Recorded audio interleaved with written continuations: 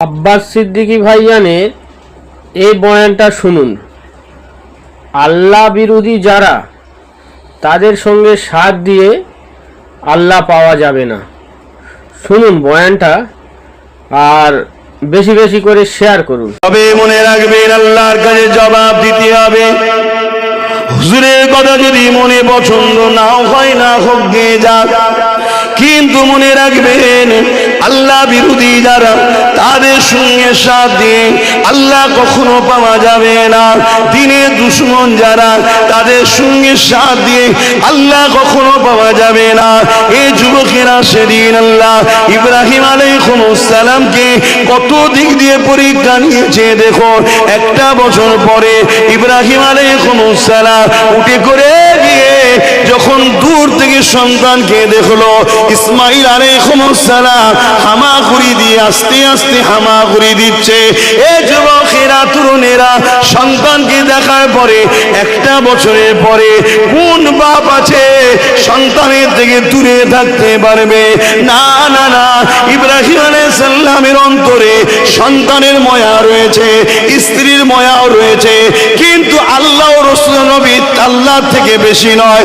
এই জন্য তিনি আল্লাহর কথাকে প্রাধান্য দিয়ে আবার ফিরে চলে এসেছে। অনেক বড় কথা। এবারে এমন করে ইসমাইল আলাইহিস সালাম হাঁটতে শুরু করে দিয়েছে। এই যুবকেরা, তরুণেরা, এর বিচকানে আরো একটা কথা বলে দিই। ইব্রাহিম আলাইহিস সালাম এই এক বছর পরে যখন গেল, হুজুর আমার গিয়ে দেখতে লেগেছে ওই মরুভূমির ফাঁকা পাহাড় যুক্ত জায়গাটা যেখানে কাবা রয়েছে, ওই জায়গাতে আর আমার স্ত্রী হাজেরা, আমার ইসমাইল কানায়, ওখানে কয়েকশো ঘর আবাদ হয়ে গেছে। আরো জোরে বলুন সুবহান। আর এই আবাদটা কিভাবে হয়েছে সংক্ষেপে বলছি, আসরের পর তো সময় থাকে না। ইসমাইল আলাইহিস সালামকে পানির পিপাসা লেগেছিল, সবই জানেন, অনেক বড় কথা। বাচ্চারা পা ছোড়াছুড়ি করে, ইসমাইল আলাইহিস সালাম পা ছোড়াছুড়ি করছেন, পায়ের গিরালি লেগে জমিনের উপর আঘাত হয়েছে। জমিন কাল্লা বলেছে সরে যা, পানি বার হয়েছে। জোরে বলুন সুবহানাল্লাহ। আর পানি যেখানে থাকবে দেখবেন পাখি সেখানে আসবে। তো একদল কাফেলা বেরিয়েছিল। আগেকার সময় এসব কাফেলা চলতো, এবং মক্কা মদিনা এলাকায় বেশিরভাগ মানুষের তো দুম্বা, উট, বকরি এসব চড়ানোর ব্যাপার ছিল।